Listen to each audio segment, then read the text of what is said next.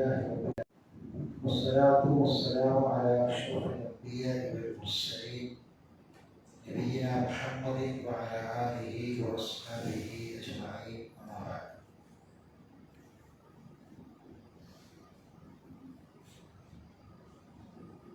ഇബാദുർ റഹ്മാനിന്റെ പ്രാർത്ഥനകളിൽപ്പെട്ട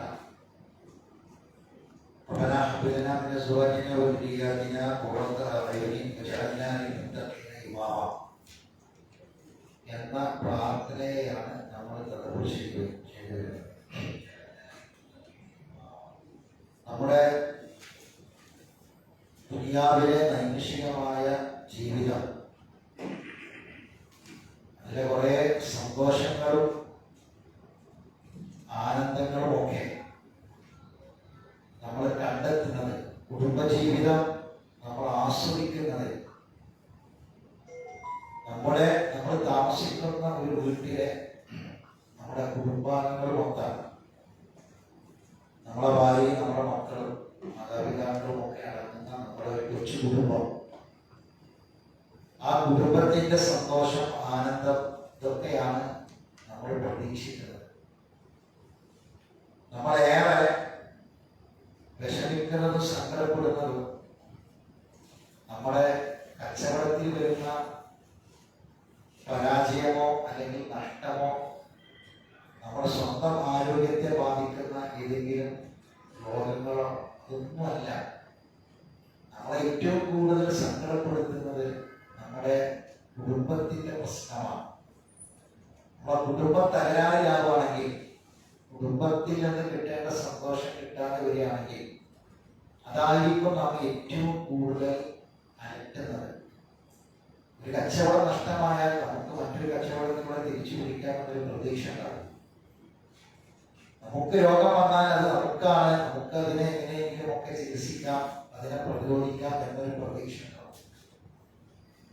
എന്നാൽ നമ്മൾ ഈ മാനസിക സംഘർഷങ്ങളും ഈ ടെൻഷനും ഒക്കെ നമ്മൾ ഇത്രയും സഹിച്ചിരുന്നത് നമ്മുടെ കുടുംബത്തിന് വേണ്ടിയായിട്ട്, അതിൽ നിന്ന് കിട്ടേണ്ട സ്വസ്ഥതയും സമാധാനവും കിട്ടാതെ വരുമ്പോൾ നമ്മൾ തകർന്നു പോകും.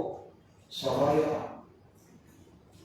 എന്തുകൊണ്ടാണ് ഇപ്പൊ വയനാട് ഒരു ദുരന്തം ഉണ്ടായപ്പോ ആ ദുരന്തത്തെ നമുക്ക് നമ്മുടെ സ്വന്തം ഒരു ദുരന്തമായി, നമുക്ക് സ്വന്തമായി ഉണ്ടായ ഒരു അനുഭവമായി നമുക്ക് തോന്നിയിരുന്നോണ്ട് ആ വേദന നമ്മുടെ വേദനയായി, ആ കണ്ണീര് നമ്മുടെ കണ്ണീരായി, ആ സങ്കടം നമ്മുടെ സങ്കടമായി ഒക്കെ നമുക്ക് അനുഭവപ്പെടുന്നത് അത് കുറെ കുടുംബങ്ങളാണ്. അതാണ് പ്രശ്നം. കുറെ കുടുംബങ്ങളാണ്. ഒരു കുട്ടി, ഒരു മുല പിടിക്കുന്ന കുട്ടി മാത്രം ബാക്കിയായി, ആ വീട്ടിൽ ആരുമില്ലാതെ, പാപ്പില്ല, ഒന്നുമില്ല, ആരുമില്ല, ആ കുട്ടി മാത്രം ബാക്കിയായി, പ്രായമായ ഒരു വാപ്പ മാത്രം ബാക്കിയായി, പ്രായമായ ഉമ്മ മാത്രം ബാക്കിയായി. ഇങ്ങനെ കുടുംബങ്ങളെയാണ് അത് തകർത്തത്. ഒരുപാട് കുടുംബങ്ങളെയാണ് തകർത്തത്. ഒരുപാട് കുടുംബത്തിന്റെ സ്വപ്നങ്ങളാണ് അവിടെ ഒഴിച്ചു പോയത്. അപ്പോ നമുക്ക് അത് വലിയ വിഷമമായി മാറിയത് കുറെ കുടുംബത്തിന്റെ പ്രയാസങ്ങൾ അവിടെ ഉള്ളത് കൊണ്ടാണ്. നമ്മൾ അനുഭവിക്കുന്നത് മുഴുവനും അങ്ങനെയാണ്. നമുക്ക് കിട്ടുന്ന വലിയ സൗഭാഗ്യം എന്ന് പറയുന്നത് അത് മരിക്കുന്നത് വരെ സമാധാനത്തോടെ സന്തോഷത്തോടെ നമുക്ക് കുടുംബത്തോടെ ജീവിക്കാൻ കഴിയാത്തതാണ്. നമ്മളെപ്പോഴും ഓർക്കുന്നതായിരിക്കും. നമ്മളെങ്ങനെ ഒരു വലിയൊരു ബിസിനസ് സാമ്രാജ്യം കെട്ടിപ്പടുത്ത് അതിലിങ്ങനെ ഒന്നിലും പോയി അങ്ങനെ നമുക്ക് ലാഭം കിട്ടിയതും നമുക്ക് മെച്ചം കിട്ടിയതും നമുക്ക് നേട്ടം അതൊന്നുമല്ല നമ്മളെ മനസ്സിൽ കിട്ടുക. നമ്മുടെ മനസ്സിൽ തങ്ങി നിൽക്കുന്ന കാര്യം നമ്മുടെ കുടുംബത്തോടൊപ്പം സന്തോഷത്തോടെ നമ്മൾ ചെലവഴിച്ച നാളുകളും സമയങ്ങളും വഹിക്കും. കാരണം ഇതൊക്കെ അതിനു വേണ്ടിയാണല്ലോ. സ്വതവേ നമ്മൾ റബ്ബിനോട് ആത്മാർത്ഥമായി മനസ്സിൽ തട്ടി പ്രാർത്ഥിക്കണം. ഈ ഒരു ജീവിതത്തിന്റെ സുഖം അത് കിട്ടാൻ, ഞാൻ കഴിഞ്ഞ ക്ലാസ്സിലൊക്കെ പറഞ്ഞ പോലെ എല്ലാ മനുഷ്യന്മാരും നമ്മൾ പറഞ്ഞത് എന്താണ്? ഫക്കീറായിട്ടാണ് ഇവിടുന്ന് മടങ്ങാനാണ്, അല്ലെ? ഫക്കീറായിട്ടാണ് മടങ്ങാനാണ്. എല്ലാ മനുഷ്യന്മാരും ഫക്കീറായിട്ട് മടങ്ങാത്ത ഒരാളുണ്ടാവില്ല. കാരണം ഞാൻ മരിച്ചതോടുകൂടി ഞാൻ ഫക്കീറായി. കാരണം എനിക്കുള്ളത് എന്തൊക്കെയാണ് മുഴുവൻ മാറ്റിയുള്ളതായി മാറി, അല്ലെ? ഞാൻ ഇവിടെ മരിച്ചു. ഈ ഒരു പേന കീശിയുണ്ട്, ഈ പേനക്ക് ഒരു വില ഉണ്ടെങ്കിൽ ആ വിലയുള്ള വസ്തു എന്റെ അനന്തരാവകാശികളെ മുതലായിട്ട് മാറി. എല്ലാം എനിക്കൊന്നുമില്ല. ഒന്നുമില്ലാതെ നമ്മൾ പോകും. മരണത്തോടു കൂടി എല്ലാം നമുക്ക് നഷ്ടപ്പെട്ടു. നമ്മളൊന്നുമില്ലാത്തവരെ പിന്നെ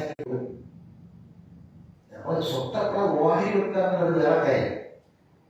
അത് വേറെ കാര്യം. മരിച്ചതോട് കൂടിയിട്ട് അതിന് 6-1, 3-1, 8-1 ആയിട്ട് അവകാശികളായി. ഇതല്ല.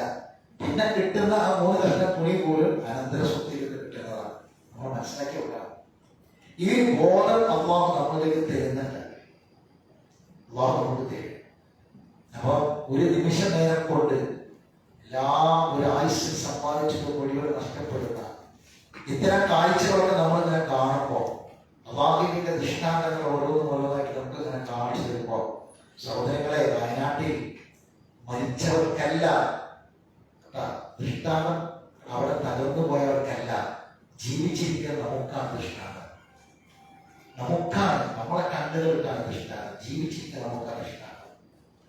മരിച്ചുപോയവർക്ക്, ഈമാനോടുകൂടി മരണപ്പെട്ടവർക്ക് ഒരു മുസ്ലിം രാത്രി കിടന്നുറങ്ങുമ്പോൾ ഉദൂഹ് ചെയ്ത്, ഒരു മുസ്ലിം രാത്രി കിടന്നുറങ്ങുമ്പോൾ ഉദൂഹ് ചെയ്ത് ഫാത്തിഹ ഓതി, കുല്ലാഹു റബ്ബിന്നാസും ഫലക്കും ഓതി, കുൽഹുവ 3 വട്ടം ഓതി, കുല്യാൽ കാഫിറൂൻ 1 വട്ടം ഓതി, ആയത്തുൽ കുർസിയും ആമന റസൂലും 1 തവണ ഓതി, സുബ്ഹാനല്ലാഹ് 33 വട്ടം, അൽഹംദുലില്ലാഹ് 33 വട്ടം, അല്ലാഹു അക്ബർ 34 വട്ടം ചൊല്ലി ആദ്യം കൈവെള്ളയിൽ ഊതിയിട്ടുണ്ടെങ്കിൽ അതൊന്നും തലമുറ കാല് വരെ തടവി. ഒരു മുസ്ലിമിന്റെ ഉറക്കം, കാരണം ഉറക്കം ഒരു മരണമാണ്. എഴുന്നേൽക്കുന്നൊരു ഉറപ്പില്ല, പുലരുമോ എന്നൊരു ഉറപ്പില്ല. അതുകൊണ്ട് റെഡിയായിട്ട് കിടക്കണം. എന്നിട്ട് അള്ളാഹുവിന്റെ നിന്റെ നാമത്തിൽ ഞാനിതാ മരിക്കുകയാണ്, കിടക്കണം. ഇതൊക്കെ ചൊല്ലി ലാസ്റ്റ് കിടന്ന് റസൂൽ പറയും, താഴക്ക് കൈ കൊടുത്ത് വലതുഭാഗത്തേക്ക് ചെരിഞ്ഞ് കൈക്ക് ഇങ്ങനെ കൊടുത്ത് കാലിങ്ങനെ മടക്കി വെച്ച് ഇങ്ങനെ കഴിവ് അടിമ കിടക്കണ പോലെ ഒരു മുസ്ലിം കിടക്കുന്ന രീതി വരെ റസൂൽ പഠിപ്പിച്ചു. കാലിങ്ങനെ മുന്നിലേക്ക് മടക്കി വെച്ച് തല കൈക്ക് കൊടുത്ത് വലതുഭാഗത്തേക്ക് ചെരിഞ്ഞ് റസൂൽ കിടക്കുകയാണ്. എന്നിട്ട് പ്രാർത്ഥനയുണ്ട്, ഇങ്ങനെ കിടക്കുക ഉറങ്ങായി. നമ്മളൊക്കെ ഈ പറഞ്ഞ തലമുറക്കങ്ങൾ നോക്കി എങ്ങനെയാണ് ഒരു തയ്യാറെടുപ്പില്ലല്ലോ. അങ്ങനെ മൊബൈൽ നോക്കി നോക്കി നോക്കി നോക്കി നോക്കി അങ്ങോട്ട് ഉറങ്ങി. ചില ആൾക്കാർക്ക് ഈ തവള പിന്നെ ഈ ലോറിന്റെ യൂട്ടിൽ കുടിക്കാൻ തമിഴിന് ഇങ്ങനെ കിടന്നാലും ഉറങ്ങാൻ വിട്ടുള്ളൂ. ചിലർക്ക് തമിഴിനെ കിടക്കാൻ പാടില്ല. ഇങ്ങനെ റസൂൽ അങ്ങനെ കിടന്നു. അങ്ങനെ കിടന്നിട്ട് ബിസ്മി കറപ്പി വളരെ ജപ്പി, എന്റെ ഈ ഭാഗം, ജപ്പ് എന്ന് പറഞ്ഞാൽ ഈ ഭാഗം, നിന്റെ നാമത്തിൽ ഞാൻ എന്റെ ഈ ഭാഷം വെച്ചിരിക്കുന്നോട്ടെ. ബിസ്മി കറപ്പി വളരെ ജപ്പി. നീയാണ് അതിന് ഉയർത്തത്. ഉയർന്നത് നീ വിചാരിക്കണം. ഞാനീ വെച്ചത് നീയാണ് ഉയർത്തത്. ഈ നഫ്സി ഞാൻ ഈ ഉറക്കെയാണ് മരിച്ചു പോവുകയാണെങ്കിൽ, ഈ നഫ്സി ഞാൻ ഈ ഉറക്കെയാണ് മരിക്കുകയാണെങ്കിൽ, നീങ്കുല എങ്കിൽ നീ എന്നോട് കരുണ കാണിക്കട്ടെ. എന്റെ സ്വർഗമാകുന്ന റഹ്മത്ത് നൽകിയ അനുഗ്രഹിക്ക് പഠിച്ചോനെ. അതുപോലെ രണ്ടാമത് വീണ്ടും നീ എന്നെ ഒന്നുകൂടി എഴുന്നേൽക്കാൻ അനുവാദം തരികയാണെങ്കിൽ ഞാൻ നല്ല അടിമയായിട്ട് മരിക്കേണ്ടി വരെ അടിമകളുടെ കൂട്ടത്തിലേക്ക് നീ കാത്തു പഠിച്ചോനെ. നോക്കി എന്ത് അർത്ഥമുള്ള പ്രാർത്ഥന. ഇന്ന് രാവിലെ നമ്മളെന്താ ഇന്നത്തെ ആദ്യത്തെ പ്രാർത്ഥന എന്തേ? ഇന്നത്തെ ആദ്യത്തെ പ്രാർത്ഥന അൽഹംദുലില്ലാഹ് അല്ലെ? ആദ്യത്തെ ദിക്ർ അൽഹംദുലില്ലാഹ്. എന്തിനാണത്? ഒരു നല്ലൊരു ഭക്ഷണം കിട്ടിയാൽ, വിശപ്പ് മാറി, വെള്ളം കുടിച്ചാൽ അൽഹംദുലില്ലാഹ് പറയും അല്ലെ?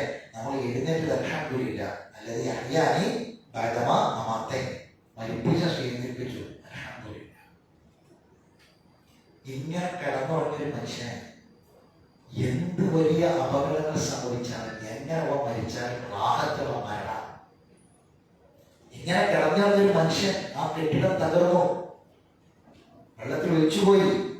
നിങ്ങൾ 25 കിലോമീറ്റർ ഒഴുകിയിട്ടാണ് 190-ലധികം പിന്നെ മയ്യത്തുകൾ ചാരിയാർന്ന് കിട്ടിയത്. 25 കിലോമീറ്റർ ഒഴുകിയിട്ട്. എന്തുകൊണ്ടാണ് കയ്യും കാലും തരക്ക വേറെ ആയിപ്പോയത്? സൂചിപ്പാറ വെള്ളച്ചാട്ടം കണ്ട ആൾക്കാരെ വിളിക്കുന്ന അധികവും ഈ ഒഴുകിപ്പോയിട്ട് ആ വെള്ളച്ചാട്ടത്തിൽ ചാടിയിട്ട് വീണ്ടും വരികയാണ്. കണ്ടില്ല ഈ സിമന്റ് വാർപ്പിനെ, സിമന്റ് കുഴക്കുന്ന യന്ത്രത്തിൽ കുറെ കല്ലിടും, കുറെ മെറ്റലിടും, കുറെ സിമന്റ് ഇടും, കുറെ കുയിലും അക്കരുണ്ട് അല്ലെ? ഇതുപോലെ വെള്ളവും കല്ലും മരവും ഒക്കെയായിട്ട് കറങ്ങി പോവാണ് 25 കിലോമീറ്റർ. കൈ വേറെ, കാല് വേറെ, തല വേറെ, ഏറെയും 90-ലധികം പാസ്സാക്കിയ മയ്യത്തല്ല, പോസ്റ്റ്മോർട്ടം ചെയ്ത മനുഷ്യന്റെ അവയവങ്ങൾ 90-ലധികം. നമ്മളെന്താ മനസ്സിലാക്കേണ്ടത്? രാത്രി റസൂലുള്ളാഹിയുടെ സുന്നത്തനുസരിച്ച് മരണത്തെ ഓർത്ത് എഴുന്നേൽക്കുന്നതിന് ഉറപ്പില്ല. അങ്ങനെ കിടന്നു ഒരു മുസ്ലിമിന് കഷ്ടമായി പോയാലും അത് റാഹത്തുള്ളൊരു മരണം, റാഹത്തുള്ളൊരു മരണം. കാരണം അവന്റെ പദവി ഷഹീദിന്റെ പദവിയാണ്. ആരാ ഷഹീദ്? യുദ്ധത്തിൽ ഇസ്ലാമിന് വേണ്ടിയിട്ട് അള്ളാന്റെ മാർഗത്തിൽ യുദ്ധത്തിന് വേണ്ടി ഇറങ്ങിയിട്ട് ശത്രുക്കളെ തലവെട്ടി, കൈവെട്ടി, കാലുവെട്ടി, യുദ്ധത്തിൽ കൈയും കാലും തലയൊക്കെ വെട്ടി ശരീരം പല പല കഷ്ണങ്ങളായി. അങ്ങനെ ഒരു മനുഷ്യൻ ഷഹീദായി. ആ ഷഹീദിന്റെ പദവിയാണ് ആർക്ക്? ഈ മരണപ്പെട്ട ആളുകൾക്ക്. അല്ലാഹു സുബ്ഹാനഹു വ തആല പദവി നൽകി അനുഗ്രഹിക്കുമാറാവട്ടെ. പ്രാർത്ഥിക്കുക. ഒറ്റപ്പെട്ടു പോയി, കുടുംബത്തിൽ ഒറ്റപ്പെട്ടു പോയി, ആരില്ലാത്തവരായി മാറി. നിങ്ങൾ ആലോചിച്ച് നോക്കൂ, എന്താണ് അവസ്ഥ? ഈ പ്രാർത്ഥന റബ്ബന ഹബ് ലനാ മിൻ അസ്വാജിനാ വ ദുരിയ്യാതിനാ ഖുർറത, അല്ലെ, ഖുർറത അയ്യുൻ, കണ്ണിന്റെ തണുപ്പ്, അല്ലെ, ചുടുകണ്ണീരാണ് വന്നത്. കണ്ണിന് തണുപ്പല്ലല്ലോ വന്നത്, ചുടുകണ്ണീരാണ് വന്നത്. കരച്ചിലാണ്, ഏങ്ങിക്കരച്ചിലാണ്, അല്ലെ, നെടുവീർപ്പുകളാണ്, തേങ്ങലുകളാണ്. ഭക്ഷണം ഇങ്ങനെ കൊണ്ട് ഞാൻ ആലോചിച്ചത് നിങ്ങൾ ഭക്ഷണം അങ്ങനെ കൊണ്ടുവരുന്നത്. ആരാണ് ഈ ഭക്ഷണം കഴിക്കുന്നത്? ഒരു ഭക്ഷണം കഴിക്കാൻ കഴിയുമോ? വെള്ളം കുടിക്കാൻ കഴിയുമോ? വയറുണ്ടായി ഭക്ഷണം കഴിക്കാൻ കഴിയുമോ? ആരുള്ളത്? എല്ലാം പോയില്ലേ, എല്ലാം തകർന്നില്ലേ, പ്രിയപ്പെട്ടതും പ്രിയപ്പെട്ടവരും ഒക്കെ പോയില്ലേ.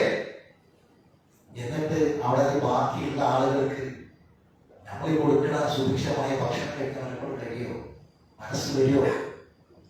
ഇനി ഒന്ന് ജീവിതത്തിലേക്ക് തിരിച്ചു വരാനുണ്ട്. ഞാനീ പറഞ്ഞത് ഇതൊക്കെയും വലിയ ഒരു നമുക്കൊരു നെടുവീർപ്പായി നമ്മുടെ മനസ്സിൽ വരുന്നത് എന്തുകൊണ്ടാണെന്നറിയോ? ഇതൊക്കെ ഒരു കുടുംബമാണ്, കുറെ കുടുംബങ്ങളാണ് എന്നതാണ്. ഇതൊക്കെ നമ്മുടെ മനസ്സിൽ വെക്കണം. നമ്മൾ എപ്പോഴും റബ്ബിനോട് പ്രാർത്ഥിക്കണം. റബ്ബനാ ഹബ് ലനാ മിൻ അസ്വാജിനാ വ ദുരിയ്യാതിനാ ഖുർറത അയ്യുൻ വജ്അൽനാ ലിൽമുത്തഖീന ഇമാമ.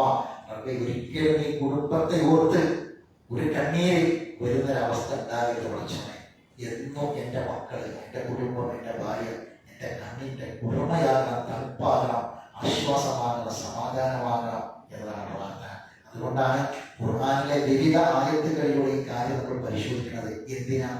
പ്രാർത്ഥിച്ചാൽ മാത്രം പോരാ, മറിച്ച് നമ്മൾ പഠിക്കണം, പഠിച്ചു പ്രാർത്ഥിക്കണം. അപ്പൊ എന്താ വിഷയം?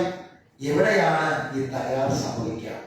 നമുക്ക് എവിടെയാണ് നമ്മുടെ മക്കളിൽ നിന്ന് കണ്ണുനീരുണ്ടാവുക? നമ്മുടെ കുടുംബം എവിടെയാണ് പൊട്ടിപ്പോവുക? നമ്മുടെ കുടുംബം എവിടെയാണ് തകരാറിലായി പോവുക? ഏത് വിഷയത്തിലാണ് നമുക്ക് കണ്ണീര് കുടിക്കേണ്ടി വരിക? നമ്മൾ പറഞ്ഞുതരാൻ വിശദീകരിക്കുക. ആ സ്ഥലങ്ങൾ നമ്മൾ നോട്ട് ചെയ്യണം, ആ സ്ഥലങ്ങൾ നമ്മൾ അറിയണം, ആ കാരണങ്ങൾ നമ്മൾ അറിയണം. ആ കാരണങ്ങൾ നമ്മുടെ ജീവിതത്തിൽ ഉണ്ടോ അത് നമ്മൾ പൂർണ്ണമായി ഉപേക്ഷിക്കണം. എന്നിട്ട് ആ വിഷയത്തിൽ ജാഗ്രത പാലിക്കണം. അതിനുവേണ്ടിയാണ് നമ്മൾ ഈ ആയത്തുകൾ ഓരോന്നും പരിശോധിച്ച് വരുന്നത്. ഇപ്പൊ കഴിഞ്ഞ ആയത്തിൽ നമ്മൾ വായിച്ചു, ഇതിങ്ങനെ കൈമാറ്റം ചെയ്ത് വരേണ്ട ഒരു പ്രക്രിയയാണെന്ന് പറഞ്ഞു, അല്ലെ? അതാണ് കഴിഞ്ഞ മാസത്തെ മാതൃകയെ കുറിച്ചാണ് പറഞ്ഞത്, അല്ലെ? മാതൃകയെ കുറിച്ചാണ് പറഞ്ഞത്. ആ മാതൃക എവിടെ മുതൽ? തുടക്കം മുതൽ.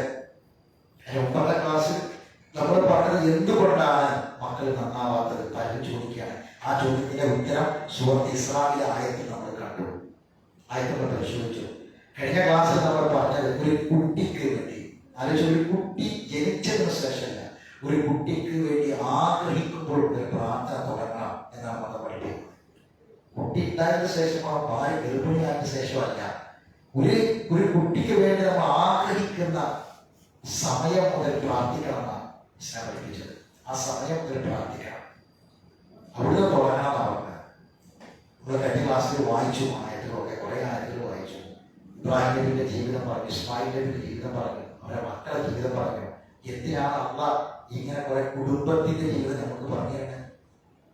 ഇതൊക്കെ കുറെ കുടുംബാണ്, അല്ലെ? അല്ലാഹുമ്മ ബാരിക് അലാ മുഹമ്മദിൻ വഅലാ ആലി മുഹമ്മദ്, അല്ലാഹുമ്മ ബാരിക് അലാ മുഹമ്മദിൻ കമാ ബാരക്ത അലാ ഇബ്രാഹിം വഅലാ ആലി ഇബ്രാഹിം. എന്താണ് ആലി ഇബ്രാഹിം?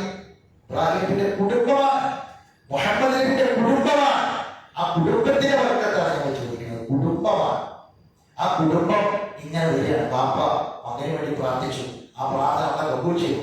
ആ മകന്റെ കുടുംബത്തിന് വേണ്ടി പ്രാർത്ഥിച്ചു, അത് അള്ളാഹ് കബൂൽ ചെയ്തു. അങ്ങനെ വരികയാണ്. അതിൽ ഓരോന്നും നമ്മൾ പറഞ്ഞു. കഴിഞ്ഞ മാസം അവസാനം ഉമ്മാന്റെ പ്രാർത്ഥന ഓർമ്മയെ പറഞ്ഞത്, ഉമ്മ മക്കൾക്ക് വേണ്ടി, ഒരു പെൺകുട്ടിക്ക് വേണ്ടി, ഒരു പെൺകുട്ടി ജനിച്ചാൽ ആ പെൺകുട്ടിക്ക് സ്പെഷ്യൽ പ്രാർത്ഥന ഉണ്ട്. അതിന്റെ ഉമ്മാന്റെ പ്രാർത്ഥന. ആ പ്രാർത്ഥനയും അതിന്റെ ആശയവും അതിന്റെ വലുപ്പവും കഴിഞ്ഞ ക്ലാസ്സിൽ നമ്മൾ സൂചിപ്പിച്ചു. അതാണ് സൂറത്ത് ആലി ഇംറാനിലെ 36-ാമത്തെ ആയത്തിൽ നമ്മൾ വായിച്ചത് അല്ലെ. അതിന് അവസാനം വായിച്ചത് എനിക്ക് തോന്നുന്നത്. ശരി, എങ്കിൽ ഇനി നമ്മൾ വായിക്കേണ്ടത് 14-ാം അധ്യായമാണ്. 14-ാം അധ്യായത്തിലെ 40-ാമത്തെ ആയത്ത്.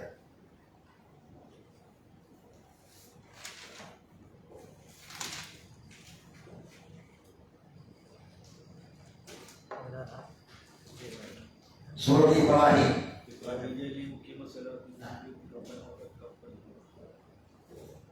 നമ്മൾ സാധാരണ നമ്മൾ വായിച്ച കഴിഞ്ഞ ക്ലാസ്സിലൊക്കെ വായിച്ച ആയത്ത് തന്നെയാണ്. ഇസ്മായിൽ നബി, ഇബ്രാഹിം നബി, ഇസ്ഹാഖ് നബി, ആ ബന്ധമാണ്. അവിടെ വാപ്പ മക്കൾക്ക് വേണ്ടി പ്രാർത്ഥിക്കുന്നു, സന്താനങ്ങൾക്ക് വേണ്ടി പ്രാർത്ഥിക്കുന്നു. റബ്ബേ, ആ പ്രാർത്ഥന നീ സ്വീകരിക്കണേ എന്ന് പറയുന്നു. എന്നിട്ട് അവിടെ ഒരു പ്രത്യേക വിഷയമുണ്ട്. എന്താണ് വിഷയം? വാപ്പാക്ക് വേണ്ടി പ്രാർത്ഥിക്കേണ്ട ഒരു കാര്യവും ഇബ്രാഹിം നബിക്കില്ല. വാപ്പാക്ക് വേണ്ടി പ്രാർത്ഥിക്കേണ്ട ഒരു കാര്യവും ആർക്കില്ല? ഇബ്രാഹിം നബിക്കില്ല. എന്നിട്ടാണ് ആ ഇബ്രാഹിം നബി നമ്മളൊക്കെ നമ്മളെ വാപ്പാക്ക് വേണ്ടിയും നമ്മളെ മക്കൾക്ക് വേണ്ടി പ്രാർത്ഥിക്കേണ്ട പ്രാർത്ഥന, നമ്മളെ മാതാപിതാക്കൾക്ക് വേണ്ടി പ്രാർത്ഥിക്കേണ്ട പ്രാർത്ഥന എന്താണ് പഠിപ്പിക്കുന്നത്? അതാണ് 41-ാമത്തെ ആയത്ത്. റബ്ബനാ ഇഗ്ഫിർ ലീ വലിവാലിദയ്യ വലിൽമുഅ്മിനീന യൗമ യഖൂമുൽ ഹിസാബ്. ഇത് കാണാതെ പഠിച്ചു വെക്കണം. എല്ലാവരും കാണാതെ പഠിക്കണം. നമ്മൾ നിരന്തരമായി നമ്മുടെ നമസ്കാരങ്ങളിൽ, നമ്മുടെ പ്രാർത്ഥനകളിൽ നമ്മൾ കൊണ്ടുവരേണ്ട പ്രാർത്ഥന റബ്ബനാ ഇഗ്ഫിർ ലീ വലിവാലിദയ്യ വലിൽമുഅ്മിനീന യൗമ യഖൂമുൽ ഹിസാബ്. ഈ പ്രാർത്ഥന വാപ്പാര് മക്കൾക്ക് പഠിപ്പിച്ചു കൊടുക്കേണ്ട പ്രാർത്ഥന. എന്നെങ്കിൽ നമുക്ക് കിട്ടുള്ളൂ. നമ്മൾ മരിച്ചാലും നമ്മളെ മക്കൾ എത്ര കാലം ജീവിക്കുന്നവോ അത്രയും കാലം ആ മക്കളെ തുഴ നമുക്ക് കിട്ടണമെങ്കിൽ നമ്മളെ മക്കൾക്ക് നമ്മൾ പഠിപ്പിച്ചു കൊടുക്കണം ഈ പ്രാർത്ഥന. വാപ്പ ഇബ്രാഹിം നബി മക്കൾക്ക് പഠിപ്പിച്ചു കൊടുക്കുന്ന പ്രാർത്ഥന മനസ്സിലാക്കുന്നത്. ഈ പ്രാർത്ഥന നമ്മൾ നമ്മളെ മക്കൾക്ക് പഠിപ്പിച്ചു കൊടുക്കണം. കാരണം അത് നമുക്ക് കിട്ടാത്തതാണ്. എന്തെങ്കിലും കിട്ടട്ടെ. മക്കൾക്കുള്ളതൊക്കെ നമ്മൾ കൊടുക്കുകയാണ് അല്ലെ. നമുക്കുള്ളതൊക്കെ ആര് കൊണ്ടുപോകും? നമുക്കുള്ളതൊക്കെ ആര് കൊണ്ടുപോകും? നമ്മുടെ മക്കള് കൊണ്ടുപോകും. നമുക്കെന്താ കിട്ടാനുള്ളത്? മനസ്സിലാവുന്നില്ലേ പറഞ്ഞത്? നമുക്കുള്ളതൊക്കെ നമ്മുടെ മക്കള് കൊണ്ടുപോകും. ആ മക്കളെ നമുക്ക് കിട്ടാനുള്ളത് എന്താണ്? ഇതാണ് കിട്ടാനുള്ളത്. അത് കിട്ടണം. അത് കിട്ടാത്തവരായി, കിട്ടാത്ത ഹതഭാഗ്യരായി, ഭാഗ്യം കെട്ടവരായി മാറരുത്. റബ്ബനാ ഇഗ്ഫിർ ലീ വലിവാലിദയ്യ വലിൽമുഅ്മിനീന യൗമ യഖൂമുൽ ഹിസാബ്. നമ്മൾ പഠിക്കുക, നമ്മളെ വാപ്പാക്ക് വേണ്ടി പ്രാർത്ഥന പ്രാർത്ഥിക്കുക, നമ്മളെ മക്കൾക്ക് പഠിപ്പിച്ചു കൊടുക്കുക. മക്കളിൽ നിന്ന് നമുക്ക് കിട്ടും. ശരി, ഇനി അടുത്തത് വാപ്പാന്റെ പ്രാർത്ഥന. കഴിഞ്ഞ ക്ലാസ്സിൽ ഉമ്മാന്റെ പ്രാർത്ഥന നമ്മൾ പഠിച്ചത് അല്ലെ. ഉമ്മ മക്കൾക്ക് വേണ്ടി പ്രാർത്ഥിക്കേണ്ട പ്രാർത്ഥന. ഇപ്പോഴത്തെ വാപ്പാന്റെ പ്രാർത്ഥനയാണ് നമ്മൾ പഠിച്ചത്. ഇനി 46-15 സൂറത്ത് അഹ്ഖാഫ് ആയിരുന്നു. അതിൽ 15-ാമത്തെ ആയത്ത്. ഓരോ ഘട്ടങ്ങളിലും ആവർത്തിക്കപ്പെടുന്ന, തുടർന്ന് വരുന്ന ഒരു പ്രാർത്ഥനയുടെ ഒരു രീതി ശാസ്ത്രം തന്നെയാണ്.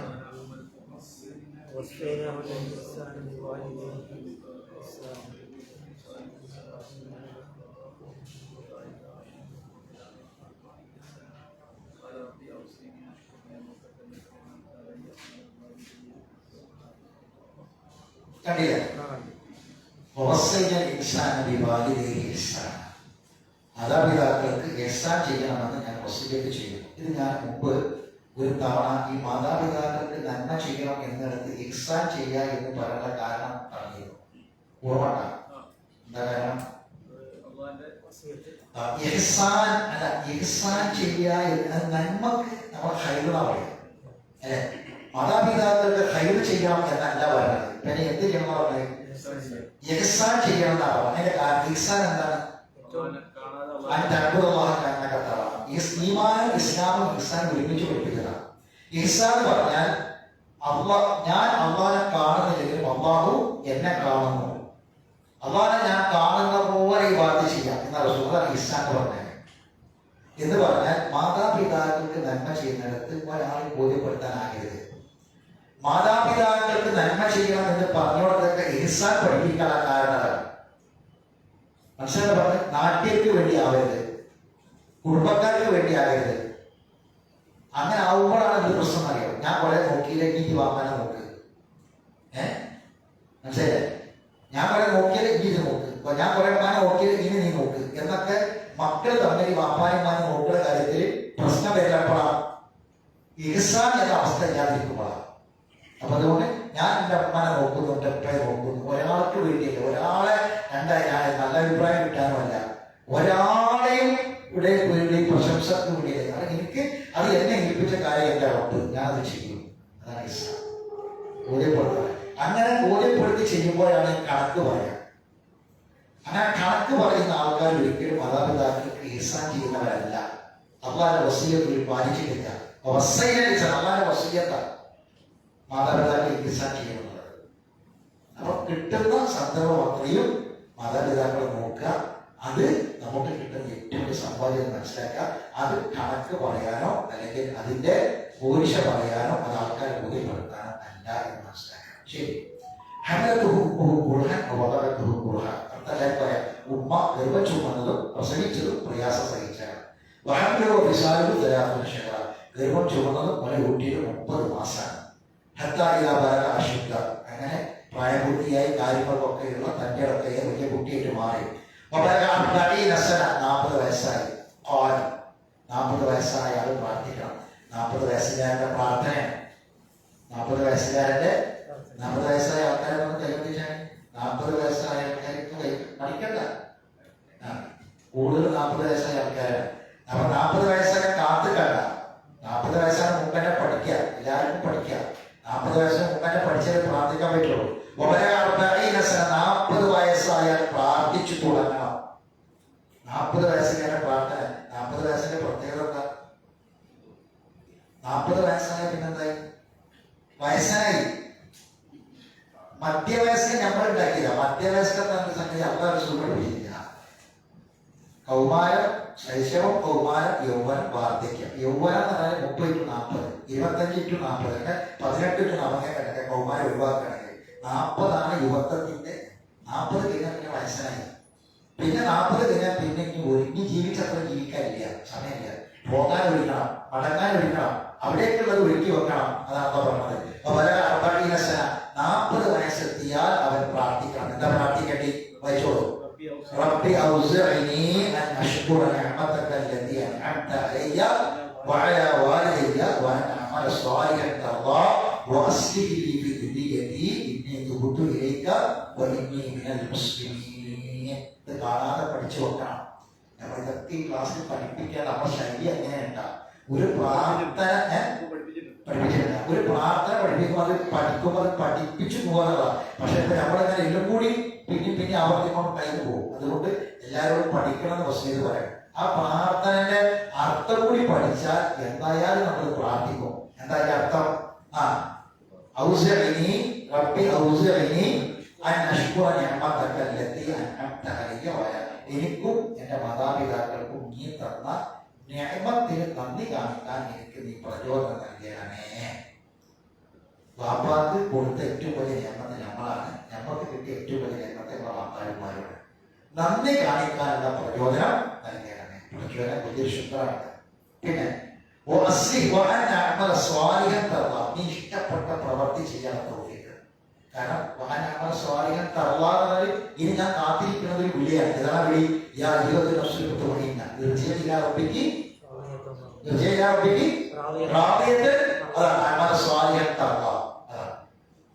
നീ ഇഷ്ടപ്പെടുന്ന അമൽ ചെയ്യാനുള്ള തൗഫീഖ് എനിക്ക് നീ ചെയ്യണമേ. എന്റെ മക്കളെ നന്നായി കൊണ്ടടിച്ചോനെ. എനിക്കതാണ് എന്റെ മക്കളെ നീ സ്വാധീനങ്ങളാക്കി എന്റെ മക്കളെ നന്നാക്കി കൊണ്ടടിച്ചോനെ. ഇനിയൊക്കെ ബുദ്ധിയിലേക്ക് ഞാനിതാവിലേക്ക് തൗബ ചെയ്ത് മടങ്ങാണ്. മുസ്ലിം, ഞാൻ മുസ്ലിമിൽ നിന്ന് പെട്ടവൻ തന്നെയാണ്. മുസ്ലിമായി എനിക്ക് മരിക്കണം. ഞാൻ തൗബ ചെയ്ത് ഇതിലേക്ക് മടങ്ങാണ്. എന്റെ മക്കളെ നീ എനിക്ക് നന്നാക്കി തരയണമേ. അപ്പൊ 40 വയസ്സുകാരനായ ഒരാൾക്ക് കിട്ടാതെ സമ്പത്ത് എന്താണ്? നല്ല മക്കൾ ഉണ്ടായി വരിക എന്നുള്ളതാണ്. ആ മക്കളെ നമ്മൾ വളർത്തുന്നത് നന്നായി ശ്രദ്ധിക്കണം.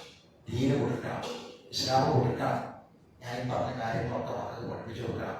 നമ്മള് സാധാരണ ഞാൻ പറഞ്ഞ് ഉറുണ്ടാക്കി വരണം അല്ലെ, ദിക്ർ ചെല്ലണം, ദുആ ചെല്ലണം അല്ലെ. നമ്മുടെ നാട്ടിലൊക്കെ എന്താ, നമ്മുടെ നാട്ടുപുറത്തൊക്കെ സാധാരണ ഉമ്മാര് പറയും പോയി മുദ്രവെച്ച് വന്ന് കിടക്കാതെ, പോയി മുദ്രവെച്ച് വന്ന് കിടക്കാതെ, ഉറുണ്ടാക്കി വന്ന് പറയുക അമ്മാര്.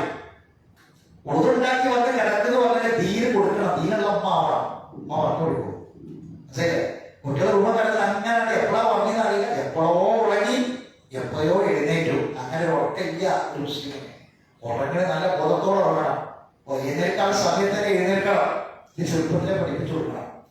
അപ്പൊ മോനെ ബാത്റൂമിൽ പോയി മൂത്ര ഒഴിച്ച് ഒന്നും അല്ലെ, നമ്മൾ സാധാരണ മൂത്ര ഒഴിച്ച് കിടത്താതായി കുട്ടികളെ ചെറിയ പ്രായത്തിൽ പൊതുണ്ടാക്കിയിട്ട് വാങ്ങ പറയണം. പൊതുണ്ടാക്കിയിട്ട് വന്ന് കിടക്കണം, ശീലിപ്പിക്കണം നമ്മൾ. എന്നിട്ട് ഇരുന്നിട്ട് ഈ ദിക്റും ദുആയൊക്കെ ചെയ്ത് ചെറുപ്പത്തിലേ പഠിപ്പിച്ചു കൊടുക്കണം. അങ്ങനെ ആ ബോധത്തോടു കൂടി അവരെ കിടന്നുറങ്ങണം. അപ്പൊ ബോധത്തോടു കൂടി എഴുന്നേൽക്കും, അവരെങ്ങനെ വളരും. ഇതൊക്കെ നമ്മൾ ജീവിതത്തിൽ ഉണ്ടാവണം. അത് വസ്തു ജീവിതത്തിൽ എന്റെ മക്കളെ എനിക്ക് നീ നന്നാക്കി കൊണ്ടപടച്ചോനെ എന്ന പ്രാർത്ഥന. ഈ പ്രാർത്ഥനയ്ക്ക് ഒരു പ്രത്യേകത ഉണ്ട്. എന്താണ് ഈ പ്രാർത്ഥനയുടെ പ്രത്യേകത? ഈ പ്രാർത്ഥന പ്രാർത്ഥിച്ചാൽ അതിന് ഉത്തരം കിട്ടുന്നതാണ്.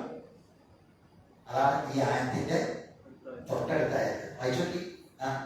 ഉലായിക, ഈ പ്രാർത്ഥന പ്രാർത്ഥിച്ച ഇക്കൂട്ടർ, അല്ലദീന നതകബ്ബലു അൻഹും, അവരിൽ നിന്നാണ് നാം കബൂൽ ചെയ്യുന്നത്. അഹ്സനമാണെങ്കിൽ അവർ പ്രവർത്തിച്ചതിന് ഏറ്റവും നല്ലത് അവരിൽ നിന്ന് കബൂൽ ചെയ്യും. കാരണം ആ പ്രാർത്ഥനകളാണല്ലോ ഈ ഭാഗത്തിൽ ഏറ്റവും നല്ലത്. അത് ഏറ്റവും നല്ലതായിട്ട് നാം സ്വീകരിക്കും. തിന്മകളൊക്കെ നാം അവർക്ക് മാപ്പാക്കി കൊടുക്കും. അങ്ങനെ മാപ്പാക്കി കിട്ടിയ സ്വർഗക്കാരാണ്, സ്വർഗത്തിന്റെ അവകാശികളാണ്. വാഗ്ദാനം ചെയ്യുന്നത് ഏറ്റവും നല്ല വാഗ്ദാനമാണ്. അപ്പോൾ ഉത്തരം കിട്ടുമ്പോൾ ഉറപ്പുള്ള പ്രാർത്ഥന അള്ളാഹ് കബൂൽ ചെയ്യുമെന്ന് പറഞ്ഞ പ്രാർത്ഥന. ഈ പ്രാർത്ഥന നമ്മൾ പ്രാർത്ഥിക്കാൻ മറന്നുപോകും. ഇനി അടുത്തത്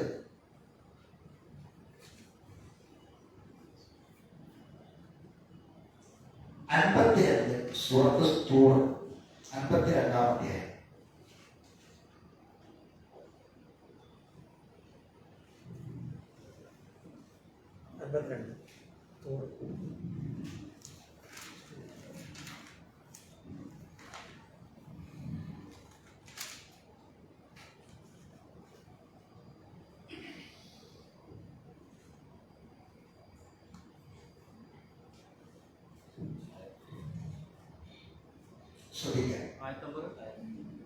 ഈ ആയത്തില് പറയാം. ഞാൻ ആദ്യം ഈ ആയത്ത് വായിക്കണം. ആയത്ത് പറയുന്നതിന് മുമ്പ് ഞാനൊരു സംഭവം പറയാം. ഈ ആയത്ത് നമ്മൾ വായിക്കാൻ പോകുന്ന ആയത്ത് അവതരിക്കാൻ ഒരു കാരണമുണ്ട്, ഒരു അവതരണ പശ്ചാത്തലമുണ്ട്. അതുകൂടി ഞാൻ പറയാം. സ്വർഗത്തിൽ ചാരിയിരുന്ന് പരസ്പരം സംസാരിച്ചു കൊണ്ടിരിക്കുന്ന ചില ആളുകളെ കുറിച്ച് അമ്മ പറഞ്ഞിരുന്നു. അള്ളാഹു നമ്മെ എല്ലാവരെയും അത് ഉൾപ്പെടുത്തണം, പ്രാർത്ഥിക്കണം. ആ സംസാരത്തിനിടക്ക് അവർ പറയുന്ന ചില വർത്തമാനങ്ങളുണ്ട്. ആ വർത്തമാനങ്ങളാണ് ഈ ആയത്ത്. എന്നിട്ട് അവർ പറയാണ്, ഞങ്ങൾ മുമ്പ് അഥവാ ദുനിയാവിൽ വെച്ച് ഈ പ്രാർത്ഥന പ്രാർത്ഥിക്കാനുണ്ടായിരുന്നു. അവർ ഈ പ്രാർത്ഥന ദുനിയാവിൽ വെച്ച് പ്രാർത്ഥിക്കാറുണ്ടായിരുന്നു. ആ പ്രാർത്ഥന പ്രാർത്ഥിച്ചത് കൊണ്ട് ഞങ്ങൾക്ക് ഇത് കിട്ടിയതാണ്. ആ പ്രാർത്ഥനയും ഈ ഇതേ രണ്ട് ആയത്തുകൾ കൂടി ചേർന്ന പ്രാർത്ഥന. ആയിഷ റളിയല്ലാഹു അൻഹ ശ്രദ്ധിക്കണം. ആയിഷ റളിയല്ലാഹു അൻഹ ഒരു ദിവസം ശുറൂക്ക് നിസ്കാരം കഴിഞ്ഞ്, ഇഷ്മാക്കിന്റെ നിസ്കാരം കഴിഞ്ഞ് ആ നിസ്കാരത്തിൽ നിസ്കരിച്ചുകൊണ്ടിരിക്കും. സൂര്യ നിസ്കാരം കഴിഞ്ഞ് അവർ പള്ളിയിൽ തന്നെ ഇരുന്ന് പിന്നെ അവര് സൂര്യൻ ഉദിച്ചതിന് ശേഷമുള്ള നിസ്കാരം, ആ നിസ്കാരം നിസ്കരിച്ചുകൊണ്ടിരിക്കുക. അപ്പൊ ആയിഷ ബീവിയുടെ കുടുംബത്തിൽപ്പെട്ട ഒരു ചെറുപ്പക്കാരനായ ഒരു സ്വഹാബി, അദ്ദേഹം ആയിഷ റളിയല്ലാഹു കാണാൻ വേണ്ടിയിട്ട് വരിക. കാണാൻ വേണ്ടി വന്നപ്പോ ആയിഷ റളിയല്ലാഹു നിസ്കരിക്കാൻ, ഈ നിസ്കാരം നിസ്കരിക്കണം. ബുഹയാണെന്ന അഭിപ്രായമുണ്ട്. ആ ബുഹ തന്നെയായ ഷൂർ ഇഷ്മാക്കാന്ന അഭിപ്രായത്തിൽ ഒന്നാമത്തെ അഭിപ്രായം. ഏതായിരുന്നാലും സുബഹിക്ക് ശേഷമുള്ള സൂര്യൻ ഉദിച്ചതിന് ശേഷമുള്ള നിസ്കാരം. ആ നിസ്കാരം നിസ്കരിച്ചുകൊണ്ടിരിക്കുകയാണ്. അപ്പോഴാണ് ഈ സ്വഹാബി കാണാൻ വേണ്ടി വന്നത്. അപ്പൊ ആ സ്വഹാബി പറയാണ്, ഞാൻ പിന്നെ ഉമ്മയെ കുറെ നേരം കാത്തിരുന്നു. ഉമ്മ എന്ന് പറഞ്ഞത് ഐഷബി നമ്മളെല്ലാവരും ഉമ്മയാണ്, മഹാത്രി ഉമ്മിനാണ്, ഈമാനുള്ള എല്ലാവരും ഉമ്മയാണ് ഐഷബി റസൂലുള്ളാഹിന്റെ ഭാര്യ. ഞാൻ ഉമ്മയെ കുറെ നേരം കാത്തിരുന്നു. അപ്പം അവർ നിസ്കരിക്കുകയാണ്. അപ്പം ഓടിക്കൂടെ നിസ്കരിക്കുകയാണ്. ഞാൻ ഓത്തിങ്ങനെ ശ്രദ്ധിച്ചപ്പോ ഉമ്മ കരയുന്നത് ഞാൻ കേട്ടു. ഓട്ട് നിർത്തിയിട്ട് ഒരു പ്രാർത്ഥന പ്രാർത്ഥിച്ചു ഉമ്മ കരയുന്നത് ഞാൻ കേട്ടു. ഒരു അദ്ദേഹം പറയാം, അപ്പൊ ഏതാണ് ഈ ഓതിയ സൂറത്ത്, ഏതാണ് അവർ പ്രാർത്ഥിച്ച പ്രാർത്ഥന? ആ പ്രാർത്ഥനയെ കുറിച്ചാണ് അല്ലാഹു ദുനിയാവിൽ വെച്ച് ആ പ്രാർത്ഥന പ്രാർത്ഥിക്കുന്നവർക്കാണ് ഈ സൗഭാഗ്യം കിട്ടാൻ പോകുന്നതാണ്. സത്യം പറയട്ടെ, പല ആളുകൾക്കും ഈ സൂറത്ത് ഓടുന്ന ആളുകൾക്ക് വരെ ഇതിന്റെ ഒരായത്തിൽ ഇങ്ങനെ ഒരു പ്രാർത്ഥന പ്രാർത്ഥിക്കാൻ പലരും പറയാം. ഇനി നിങ്ങൾ 21-ാമത്തെ ആയത്തിൽ മുതൽ ശ്രദ്ധിക്കുക. 21-ാമത്തെ ആയത്തിൽ സൂറത്ത് നിങ്ങൾ ഞാൻ കൂടെ വായിച്ചോളൂ. ഞാൻ എങ്ങനെ വായിച്ചാൽ പറയും, ശ്രദ്ധിക്കണം. വല്ലദീന ആമനു, കണ്ടില്ലേ? വല്ലദീന ആമനു, ഈമാനുള്ളവർ. ശ്രദ്ധിച്ചാൽ മതി. വത്തബഅതുഹും ദുരിയ്യത്തുഹും ബിഈമാൻ, അവരുടെ മക്കൾ ഈമാനിൽ അവരെ പിന്തുടർന്നു. എങ്ങനെ? ഈമാനുള്ളവർ അവരുടെ മക്കൾ ആ വാപ്പാനി ഉമ്മാനി ഈമാനിൽ പിന്തുടർന്നു, ആ ഈമാനെ ഫോളോ ചെയ്ത് ജീവിച്ചു. അൽഹഖ്നാ ബിഹി ദുരിയ്യത്തുഹും, നാം അവർക്ക് ആ മക്കളെ കൂടെ ചേർത്ത് കൊടുക്കും. നാം അവർക്ക് ആ മക്കളെ കൂടെ ചേർത്ത് കൊടുക്കും.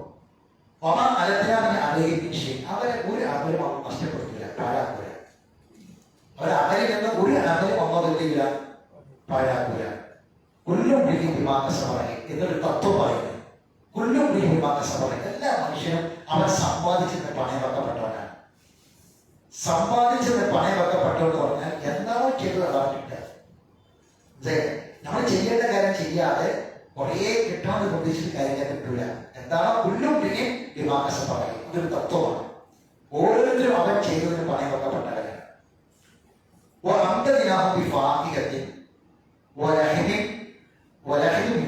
ഇന്നത്തെ സംഭവം ഞാൻ പറഞ്ഞു. നമുക്ക് എല്ലാം കൂടി വായിക്കാൻ നേരം കേട്ടോ, സുഹൃത്ത് മുഴുവൻ വായിക്കാൻ നേരം.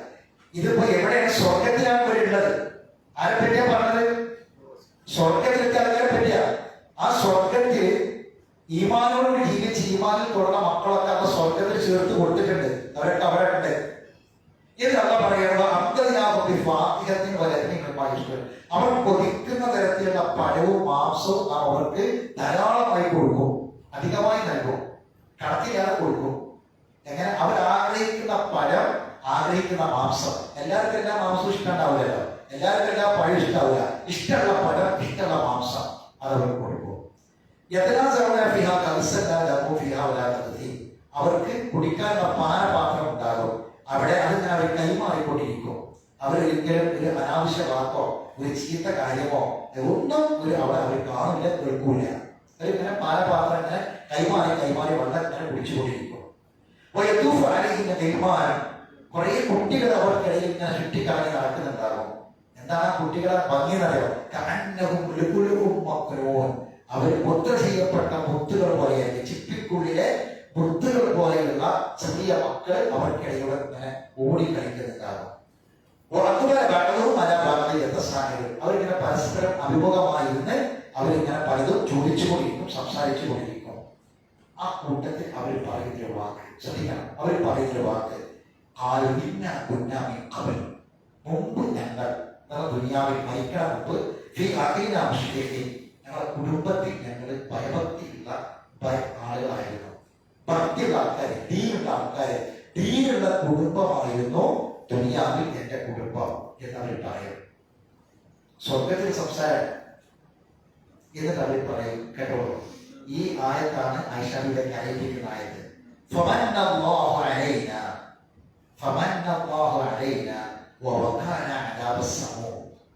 രോമകൂപങ്ങളിലേക്ക് തുളച്ചു കയറുന്ന നരകശിക്ഷയിൽ നിന്ന് കാക്കുക വഴി അല്ലാഹു ഭയങ്കരമായ അനുഗ്രഹമാണ് ഞങ്ങൾക്ക് നൽകിയത്.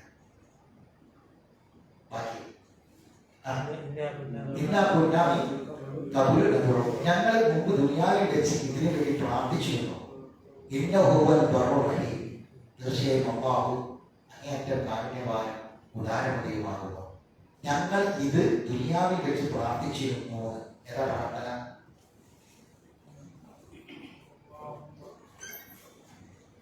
ഏതാണ് പ്രാർത്ഥന?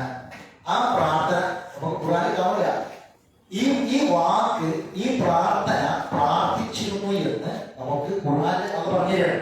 ഈ പ്രാർത്ഥനയാണ് നമ്മൾ ഉമ്മ പ്രാർത്ഥിച്ച് കരഞ്ഞത്. ഐശ്വര്യ എന്തായിരുന്നു പ്രാർത്ഥന? എഴുതി വെക്കണം.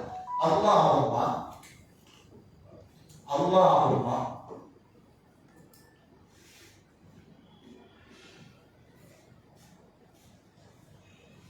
അല്ലാഹുമ്മ മുന്ന അലൈന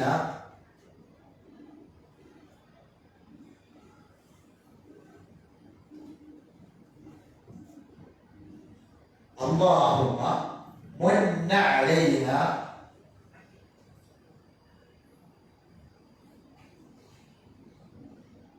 وقنا اللهم من علينا وقنا عذاب السموم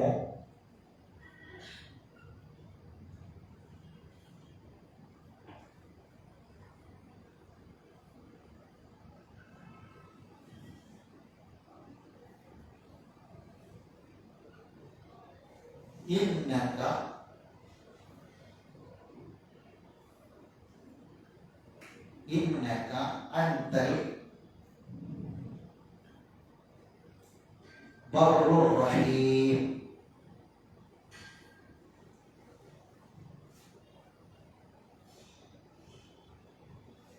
إنك أنت البر الرحيم.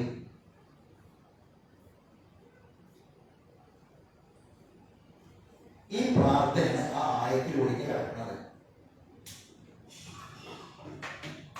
ഈ ആയത്ത് ഓതിയിട്ട് ശ്രദ്ധിക്കുക.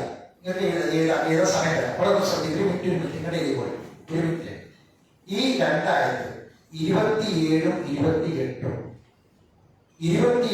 27ഉം ആയത്ത് ഓതിയിട്ട് ആയിഷ ബീവി കരഞ്ഞിട്ട് ഈ പ്രാർത്ഥന പ്രാർത്ഥിക്കാം.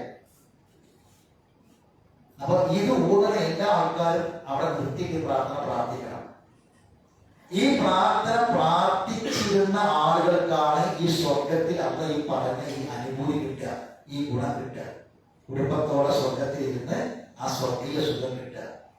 ഈ പ്രാർത്ഥന അക്ഷരഭാവത്തിലാണ് ഈ ആയത്തുവിട്ട് പ്രാർത്ഥിക്കുക. ഇത് നമ്മൾ പഠിച്ചു കൊടുക്കണം. എന്താണ്? അല്ലാഹുമ്മ അല്ലാഹുവേ മുന്ന അലൈന, ഞങ്ങൾക്ക് നീ അനുഗ്രഹമായി കൊണ്ട പഠിച്ചവനെ. മുന്ന അലൈന ഉവഖിന, ഞങ്ങളെ നീ കാക്കണം പഠിച്ചവനെ. യഥാവസ്സമൂം, രോമകൂപങ്ങളിലൂടെ തുളച്ചു കയറുന്ന ആ ശിക്ഷയിൽ നിന്ന് ഞങ്ങളെ നീ കാക്കണം പഠിച്ചവനെ. ഇന്നത്തെ കാരണം നീ അൻതൽ ബർറുർ റഹീം, നീ അങ്ങേയറ്റം ഔദാര്യവാനും കാരുണ്യവാനുമാണ്. ഈ പ്രാർത്ഥന പ്രാർത്ഥിക്കുന്നവരായിരുന്നു മുമ്പ് ദുനിയാവിൽ വെച്ചതാണ്. മനസ്സിലായോ? അതുകൊണ്ടാണ് അല്ലാഹു തആല ഈ പ്രാർത്ഥനയുടെ ഉത്തരമാണ് ഈ ആയത്തിൽ കിടക്കുന്നത്. ഈ പ്രാർത്ഥന പ്രാർത്ഥിച്ച ആളുകൾക്ക് കിട്ടിയ ഉത്തരമാണ് ഈ ആയത്തിൽ കിടക്കുന്നത്. എന്താണ്? ഫമന്നല്ലാഹു അലൈന. ശ്രദ്ധിക്കണം. ഫമന്നല്ലാഹു അലൈന, അല്ലാഹു അവർക്ക് മേൽ അനുഗ്രഹം കൊടുത്തു. അത് കൊടുക്കാൻ കാരണം അവിടെ പ്രാർത്ഥിക്കട്ടെ.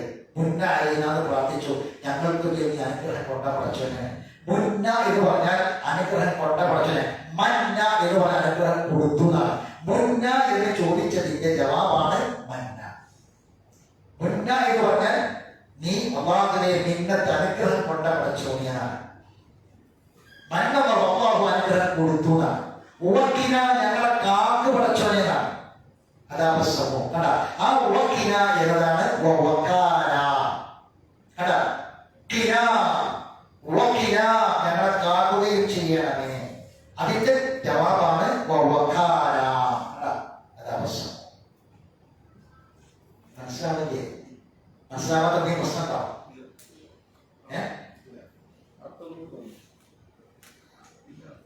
ഈ പ്രാർത്ഥനയുടെ അർത്ഥം പ്രാർത്ഥന ചെയ്യോ? അല്ലാഹുവേ ഞങ്ങൾക്ക് നീ അനുഗ്രഹം നൽകുകയും അല്ലാഹുവേ ഞങ്ങൾക്കുമേൽ നീ അനുഗ്രഹം നൽകുകയും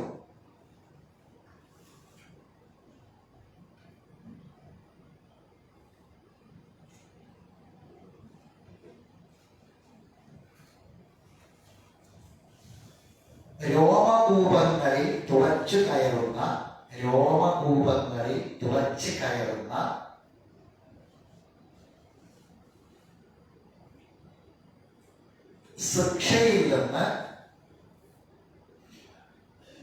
ശിക്ഷയിൽ നിന്ന് ഞങ്ങളെ നീ കാത്തുരക്ഷിക്കുകയും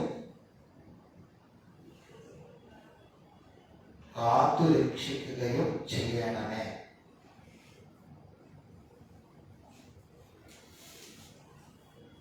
തീർച്ചയായും നീ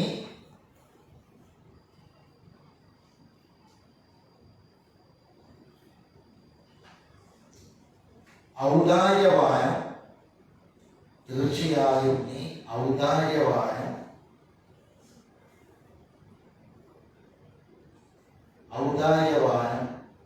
കരുണാവാരിധിയുമാകുന്നു.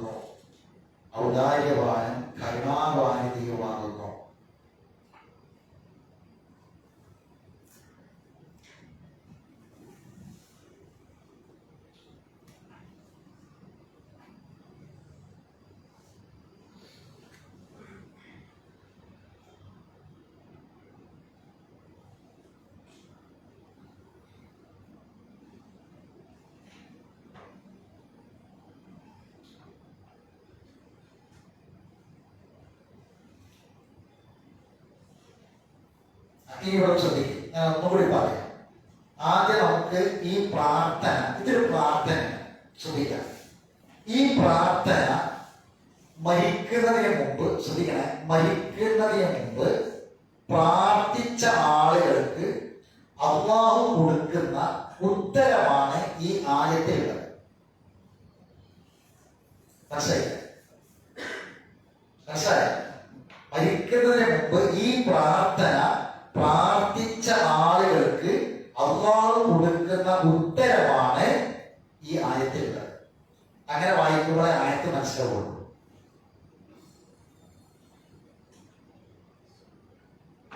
മനസ്സിലായോ? ഈ പ്രാർത്ഥന പ്രാർത്ഥിച്ച ആളുകൾക്ക് കൊടുത്ത ഉത്തരമാണ് ഈ ആയത്തിൽ കിടക്കുന്നത്. ഇനി ഈ ആയത്ത് വായിച്ചു, അപ്പൊ നിങ്ങൾക്ക് പെട്ടെന്ന് മനസ്സിലാവും.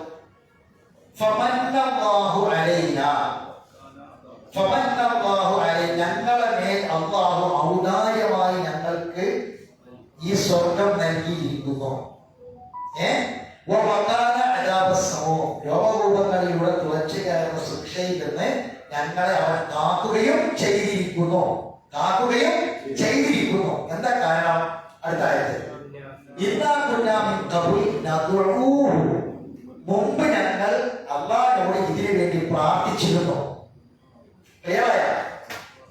ശ്രദ്ധിക്കണേ, ദുനിയാവിൽ വെച്ച് ഞങ്ങൾ ഇതിനു വേണ്ടി അല്ലാഹുവോട് പ്രാർത്ഥിച്ചിരുന്നു. കാരണം ഇന്നഹു തീർച്ചയായും അവൻ ഹുവൽ ബർറുർ റഹീം, അവൻ പുണ്യം ചെയ്യുന്നവനും കാരുണ്യവാനുമാണ്, കരുണാവാരിധിയുമാണ്. മനസ്സിലായി? ഇത് പ്രാർത്ഥിച്ച ആളുകൾക്ക് ഉത്തരമായി കിട്ടിയത്. അപ്പൊ പ്രാർത്ഥന എന്താ? പ്രാർത്ഥനയെ കിടക്കുന്നത്, പ്രാർത്ഥനയുടെ ജവാബാണ് ആയത്തിലുള്ളത്. അപ്പൊ മുമ്പ് പ്രാർത്ഥിച്ച പ്രാർത്ഥന ഏതാണ്? ഈ പ്രാർത്ഥന ഏതാണ്? അപ്പൊ ഈ പ്രാർത്ഥന പഠിക്കണോ വേണ്ടേ? ഞാൻ പറഞ്ഞത് കൂടി മനസ്സിലാക്കാം. ഈ സൂറത്ത് ഇപ്പൊ നമ്മളൊക്കെ തഫ്സീർ വായിക്കും. തഫ്സീറിന്റെ പരിഭാഷകൾ വായിക്കുമ്പോൾ ഈ പരിഭാഷയിൽ ഇതിന് അർത്ഥം കൊടുത്തിട്ടുണ്ട് അല്ലെ? ഈ പരിഭാഷയിൽ ഈ പ്രാർത്ഥന കൊടുത്തിടണം